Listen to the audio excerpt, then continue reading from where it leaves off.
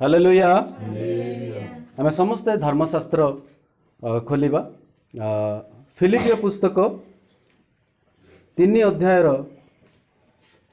7 पद पढ़ी साहाय्य करंतु। परमेश्वर आम मान को वाक्य दे आम प्रत्येक कथा कहतु। किंतु जहा सबु मो पक्षरे लाभजनक थिला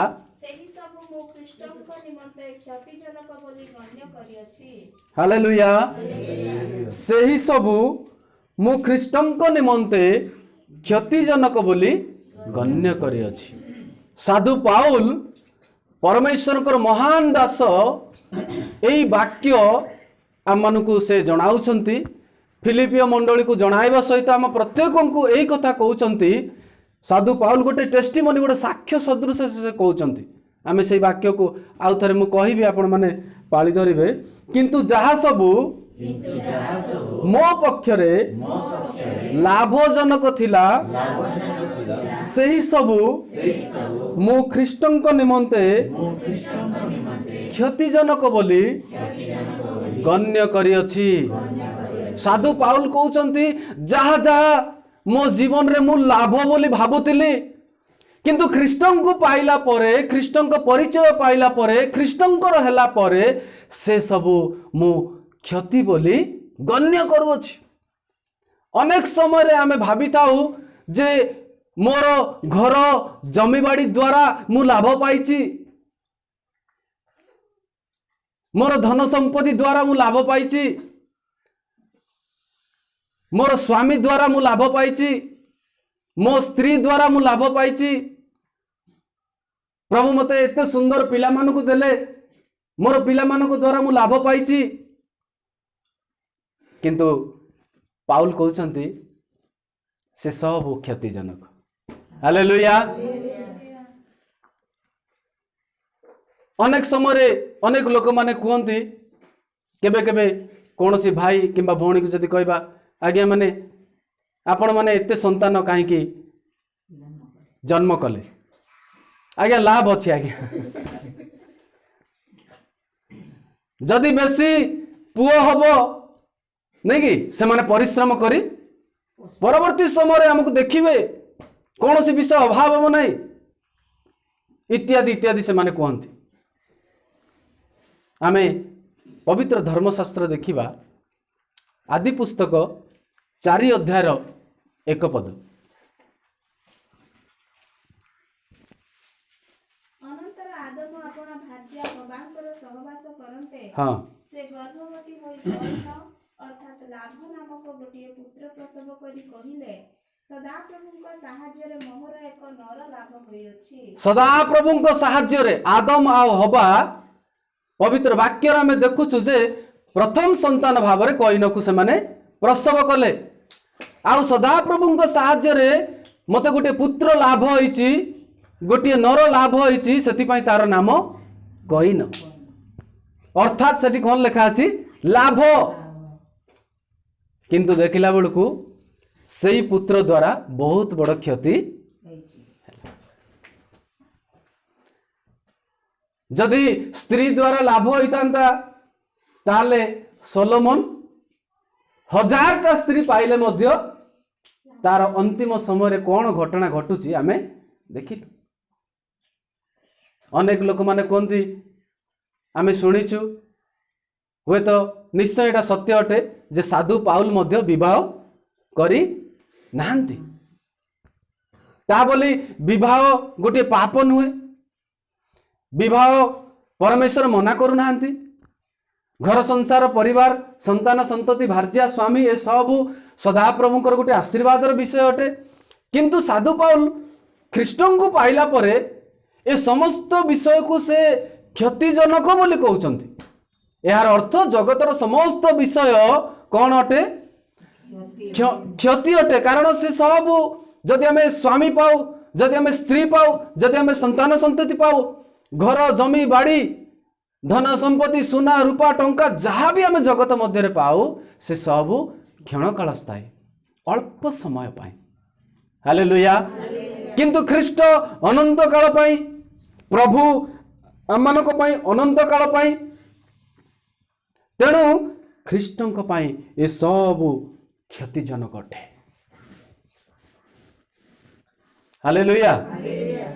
ଆମେ ଏମିତି ପୃଥିବୀରେ ଏଭଳି ଲୋକମାନଙ୍କୁ ଆମେ ଦେଖିଥାଉ। ଆଇବ ପୁସ୍ତକ 21:15 ପଦ ଦେଖନ୍ତୁ କ'ଣ ଲେଖା ଅଛି, ପଢ଼ି ସାହାଯ୍ୟ କରନ୍ତୁ। ସର୍ବଶକ୍ତିମାନ କିଏ ଯେ?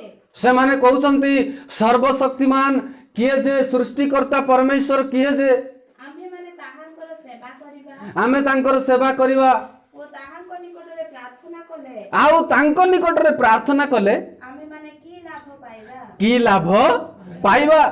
ପରମେଶ୍ୱର କିଏ ଯେ, ସୃଷ୍ଟିକର୍ତ୍ତା କିଏ ଯେ, ଆମେ ତାଙ୍କର ସେବା କରିବୁ, ତାଙ୍କରି ଆରାଧନା କରିବୁ, ତାଙ୍କରି ଉପାସନା କରିବୁ, ଆଉ ତାଙ୍କ ନିକଟରେ ପ୍ରାର୍ଥନା କଲେ କ'ଣ ଆମର ଲାଭ ହବ? ଲୋକମାନେ କେମିତି ଲାଭ ପାଇବା ପାଇଁ ଇଚ୍ଛା କରନ୍ତି ଦେଖନ୍ତୁ। ଏଭଳି ଲୋକମାନେ ମଧ୍ୟ ଏହି ଜଗତରେ ଆମେ ଦେଖିବାକୁ ପାଇଥାଉ। ତେଣୁ ତାଙ୍କ ନିକଟରେ ପ୍ରାର୍ଥନା କଲେ କି ଲାଭ ହେବ? ଏଭଳି ଖ୍ରୀଷ୍ଟିଆନ ମଣ୍ଡଳୀରେ ମଧ୍ୟ, ଖ୍ରୀଷ୍ଟିଆନ ପରିବାରରେ ମଧ୍ୟ ଆମେ ଦେଖିଥାଉ। ଜାଣି ଶୁଣି ରବିବାର ହେଲେ ମଧ୍ୟ, ପ୍ରଭୁଙ୍କର ଦିନ ହେଲେ ମଧ୍ୟ ସେମାନେ କ'ଣ କରନ୍ତି? ବିଜନେସକୁ ପଳାନ୍ତି, ନିଜର କାର୍ଯ୍ୟକ୍ଷେତ୍ରକୁ ପଳାନ୍ତି, ପାର୍ଟିକୁ ପଳାନ୍ତି, ପିକନିକକୁ ପଳାନ୍ତି, ଅନେକ ବିଭିନ୍ନ ପ୍ରକାର ଟାଇମ ପାସ୍କୁ ସେମାନେ ପଳାନ୍ତି। କାରଣ ଏସବୁ ବିଷୟରେ ଆମକୁ ଲାଭ ଅଛି, କିନ୍ତୁ ପ୍ରାର୍ଥନା କଲେ କ'ଣ ଲାଭ ହବ? ଏତେ ସମୟ ଘଣ୍ଟା ଘଣ୍ଟା ବସିକି ପ୍ରଚାର, ପ୍ରଭୁଙ୍କର ଆରାଧନା ଉପାସନା, ଆଉ ସେଠି ଗଲେ ଆହୁରି ହାତରୁ ଦବାକୁ ପଡୁଛି, କ'ଣ ଲାଭ ଅଛି? ଲୋକମାନେ ଜଗତ ମଧ୍ୟରେ ଆମେ ଦେଖୁଛୁ ଯେ ଏମିତି ମଧ୍ୟ ଚିନ୍ତା କରିବା ଲୋକମାନେ ଅଛନ୍ତି। କିନ୍ତୁ ସାଧୁ ପାଉଲ କହୁଛନ୍ତି ମୁଁ ସୃଷ୍ଟିକର୍ତ୍ତା ପରମେଶ୍ୱରଙ୍କୁ, ମୁଁ ପ୍ରଭୁଙ୍କୁ, ମୁଁ ଖ୍ରୀଷ୍ଟଙ୍କୁ ପାଇଛି, ଏଇଟା ହିଁ ମୋର ଲାଭ। ହାଲେଲୁୟା। ଆଉ ଆମେ ଯଦି ଦେଖିବା ହିତୋପଦେଶ ପୁସ୍ତକ, ଟିକେ ପଢ଼ି ସାହାଯ୍ୟ କରନ୍ତୁ, 19:4 ପଦ କ'ଣ ଲେଖା ଅଛି? ଧନ ବହୁତ ମିତ୍ର ଲାଭ କରେ। ବାସ୍ ସେତିକି, ଧନ ବହୁତ ମିତ୍ର ଲାଭ କରେ। ଅନେକ ସମୟରେ ଅନେକ ଲୋକମାନେ ଚିନ୍ତା କରନ୍ତି ଯେ ମୋର ଲୋକର ଅଭାବ ନାହିଁ, ମୋର ପରିବାରର ଅଭାବ ନାହିଁ, ମୋର କୁଟୁମ୍ବ ପରିଜନର ଅଭାବ ନାହିଁ, ଏଇଟା ହିଁ ମୋର, ଏଇ ଲୋକମାନଙ୍କ ଦ୍ୱାରା ମୋର ଲାଭ ଅଛି। କିନ୍ତୁ ଧନ ଅନେକ ମିତ୍ର ଲାଭ କରେ। କିନ୍ତୁ ପ୍ରିୟମାନେ, ଆମମାନଙ୍କୁ କୁଟୁମ୍ବ ପରିବାର ପରିଜନ ଲୋକବାକ ଲାଭ ନୁହନ୍ତି। ଦରକାର ପଡ଼ିଲେ ସେମାନେ ମଧ୍ୟ ଦୂରକୁ। ଅପବ୍ୟୟୀ ପୁତ୍ର ଯେତେବେଳେ ନିଜର ସମ୍ପତ୍ତି ନେଇକରି ଦୂର ଦେଶକୁ ଯାତ୍ରା କଲା, ସେ ଦୂର ଦେଶରେ ତାକୁ କିଏ ନ ଜାଣିଲେ ମଧ୍ୟ ଅନେକ ମିତ୍ରମାନେ ତା ପାଖକୁ। କିନ୍ତୁ ଚିନିରୁ ଯେତେବେଳେ ମିଠା ସରିବାକୁ ଲାଗିଲା, ଏ ମିତ୍ରମାନେ ମଧ୍ୟ ପଳେଇଲେ, ଶୂନ୍ୟ ହେଇଗଲେ। ଧନ ବହୁତ ମିତ୍ର ଲାଭ କରେ, କିନ୍ତୁ ମିତ୍ର, ଲୋକ, କୁଟୁମ୍ବ, ପରିବାର ପରିଜନ, ପ୍ରିୟମାନେ, ଏମାନଙ୍କ ଦ୍ୱାରା ଆମମାନଙ୍କ ଜୀବନରେ କେବେ ଲାଭ ଆସିବ ନାହିଁ। କେବଳ ଖ୍ରୀଷ୍ଟଙ୍କ ଦ୍ୱାରା ଆମମାନଙ୍କ ଜୀବନରେ ଆମେ ଲାଭ ପାଇବା। ତେଣୁ ସେଠି ସେଇ ଫିଲିପିଓ 3:8 ପଦରେ କ'ଣ କହୁଛନ୍ତି ସାଧୁ ପାଉଲ? ହଁ, ପ୍ରକୃତରେ ମୁଁ ମୋର ପ୍ରଭୁ ଖ୍ରୀଷ୍ଟ ଯୀଶୁଙ୍କ ଜ୍ଞାନର ଉତ୍କୃଷ୍ଟତା ନିମନ୍ତେ ସମସ୍ତ ବିଷୟ କ୍ଷତିଜନକ ବୋଲି ଗଣ୍ୟ କରେ। ତାହାଙ୍କ ନିମନ୍ତେ ମୁଁ ସମସ୍ତ ବିଷୟରେ କ୍ଷତି ସହ୍ୟ କଲି, ପୁଣି ସବୁ ଆବର୍ଜନା ସ୍ୱରୂପ ଗଣ୍ୟ କରେ, ହଁ, ଯେପରି ମୁଁ ଖ୍ରୀଷ୍ଟଙ୍କୁ ଲାଭ କରିପାରେ ଓ ତାହାଙ୍କର ବୋଲି ଜଣାଯାଏ। ହାଲେଲୁୟା। ଜଗତର ଏ ସବୁ ବିଷୟ ଯେତେ ଆମେ ଆଲୋଚନା କଲୁ, ଏ ସବୁ ସାଧୁ ପାଉଲଙ୍କ ଦୃଷ୍ଟିରେ କ'ଣ? ଆବର୍ଜନା ସ୍ୱରୂପ। ଆମେ ରାସ୍ତାରେ ଗଲା ବେଳକୁ ଆମେ ଆବର୍ଜନାକୁ କେବେ ପସନ୍ଦ କରିବା ନାହିଁ, ଆବର୍ଜନାକୁ କେବେ ଆମେ ଭଲ ପାଇବା ନାହିଁ, ସେଠୁ ବରଂ ଆମେ ଦୂରକୁ ଚାଲିଯିବା। କାହିଁକି? ସେଠୁ ଦୁର୍ଗନ୍ଧ ବାହାରେ, ଆବର୍ଜନା ଘୃଣ୍ୟ ଲାଗେ, ଆମକୁ ଘୃଣା ଲାଗେ। ଆବର୍ଜନା କିଏ ପସନ୍ଦ କରିବ ନାହିଁ। तेणु ये सब विषय आम जिते देखिलु जे साधु पाउल कहते मु ख्रीष्ट को पाइला परे ख्रीष्ट को छाड़देले ए जगत रे मु जहा देखुचे सब कौन आवर्जना स्वरूप। तेणु से लिखा अछि जे जेपरि मु ख्रीष्ट को लाभ करि पारे आउ ताहांकर बोली प्रेज द लॉर्ड हालेलुया। तेणु गोटे सुंदर वाक्य अछि माथ्यू 16:26 पद आमे पढ़िबा कौन लिखा अछि ଆଉ ମନୁଷ୍ୟ ଯଦି ସମସ୍ତ ଜଗତ ଲାଭ କରି ଆପଣ ଜୀବନ ହରାଏ मनुष्य जदि समस्त जगत लाभ करी आपण जीवन हराए ତେବେ ତାହାର କି ଲାଭ ହେବ? तेबे तार की लाभ हेबो। देखंतु बा सेतिकी मनुष्य समस्त जगत लाभ करी जने कहबो मोर जमी बाड़ी घर द्वार धन संपत्ति सुना रूपा टंका किछि अभाव नाही परिवार लोक बा किछि अभाव नाही मान मर्यादा किछि अभाव नाही सबु अछि किंतु जदि सबु थाई करी मध्य जदि से जीवन हराए कौन लाभ अछि? आमे जदि वाक्य अनुसार आमे चिंता करिबा जे जगतर सबु किछि आम पाखरे थिबो जदि निजर जीवन को आमे हराई दउछु हमर जीवन जदि नरक को चली जाउची ताले किछि लाभ नाही। किंतु एही वाक्य को जदि आमे आत्मिक भावे चिंता करिबा जगतर सबु विषय थाई कि जदि आमे प्रकृत जीवन को हराउछु अर्थात यीशु को हराउछु ख्रीष्ट को हराउछु कारण प्रभु यीशु कहले मो पथ सत्य ओ जीवन सही जीवन को जदि आमे हराई दउछु पाई पारुनो ताले किछि लाभ नाही। हालेलुया। आज आम्बानी पाखरे सबु थाई पारे किंतु ख्रीष्ट नाहांती। आज ताठारु मध्य टाटा हो जी भी हो सबु किछि अछि किंतु जदि ख्रीष्ट नाहांती ताले किछि नाही। तेणु जगतर समस्त विषय ख्रीष्ट को छाड़ी देले सबु विषय आवर्जना स्वरूप बोली साधु पाउल कहउछन्ति। आज जदि आमर मान मर्यादा जदि द्वारा आमे लाभ पाई थांतु ताले हमको ख्रीष्ट आउ दरकार नाही। जदि आमर सुंदर परिवार द्वारा आमे लाभ पाई थांतु ताले आउ ख्रीष्ट दरकार नाही। धन संपत्ति द्वारा जदि आमे लाभ पाई थांतु ख्रीष्ट आउ दरकार नाही।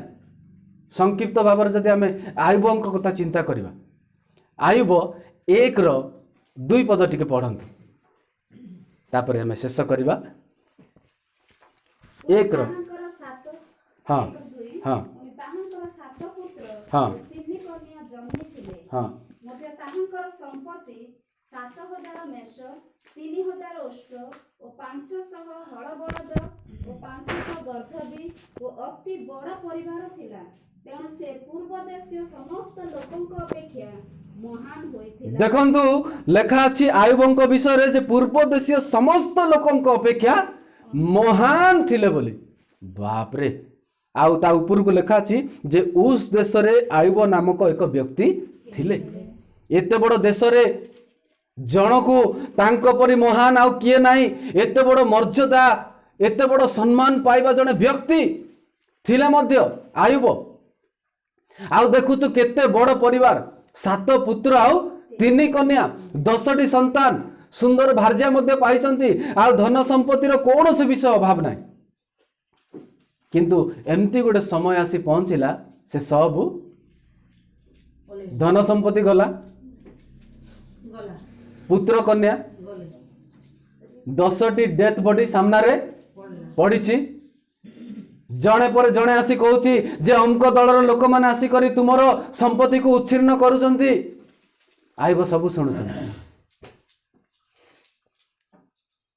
ए सब चलीगला पर मध्य निज घर मध्य रास्ता कड़ को आइब पलि आसिले आ लेखा अच्छी खंडे खपरा नहीं करी निजर शरीर जो विस्फोटक होइछि तांको अंगरे ताकू कुंडौचंती ब्लड बाहरुची हेई पारे पूजा भी बाहरुची तांकर शरीर विकृत हो जाइछि। एभली परिस्थिति रे जो टाइम रे तांकू भार्यार गोटे सांत्वना दरकार गोटे स्त्री रो साहस दरकार सेमती टाइम रे मते तांको स्त्री भी तू परमेश्वर को परित्याग कर आउ मोर बोली कहला। देखंतु परमेश्वर को परित्याग कर कहते मो पक्षर मु भावुची काम चलता किंतु तू भी मते परमेश्वर दरकार से डायरेक्ट कहूची मते परमेश्वर दरकार नहीं तू भी मते दरकार नहीं।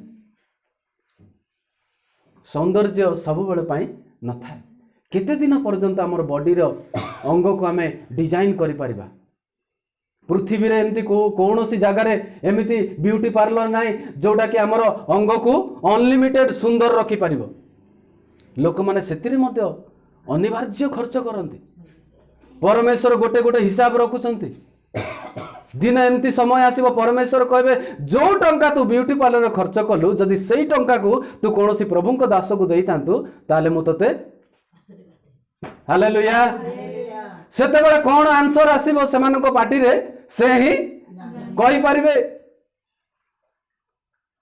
तेणु एठी लेखा अछि जे अंग विकृत हो गला परे मध्य निजर भार्या दूर को चली गला परे मध्य आयुब कहउछंती जहा मु लाभ भावुतली से सब मो पाई क्षति किंतु मो सहित मोर परमेश्वर अछंती सेहिटा ही मोर प्रकृत लाभ तुमे मूढ़ा स्त्री परि कथा कहउछ तुमे चली जाओ हालेलुया कारण से जानिथिले जे मोर सर्वशक्तिमान मोर ईश्वर जे कि प्रकृत लाभ से मो सहित अछंती आ एभली परिस्थिति रे मो सहित अछंती प्रेज द लॉर्ड। आज जदि स्वामी द्वारा लाभ होइतांदा आज अनेक लोक माने स्वामी मरी गले से माने प्रभु को उपासना छाड़ी दउचंती मु गत दिन रे गजपति जाइतिली काहे कि प्रभु मोर संतान को नहीं गले उपासना भी छाड़ी देछि मु बुझेली जहाँ प्रभु मते चालना देले मु बुझेली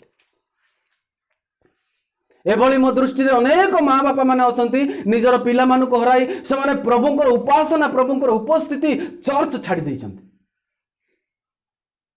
किंतु लूक 2:36 और 37 रे देखंतु निजर स्वामी को हरैला परे मध्य हाँ स्वामी द्वारा आमे आम जीवन रे लाभ पाई थाओ आशीर्वाद पाई थाओ खुशी पाई थाओ किंतु देखंतु हान्ना को जीवन आउ हाना नामने जणे भाववादी थिले हाँ से आसुरर वंश आशेर वंशज हाँ पिनुएल को कन्या ताहांकर अनेक बयस होइथिला हाँ से कुमारी अवस्था रे हाँ 7 वर्ष स्वामी सहित वास करथिले केवल 7 वर्ष स्वामी सहित वास करथिले ओ 84 वर्ष पर्यंत हाँ विधवा होई रहिथिले हाँ से मंदिर परित्याग न करी हाँ उपवास ओ निवेदन सह हाँ दिवारात्र उपासना करुथिले हालेलुया केवल 7 वर्ष पर्यंत निज स्वामी सहित थिले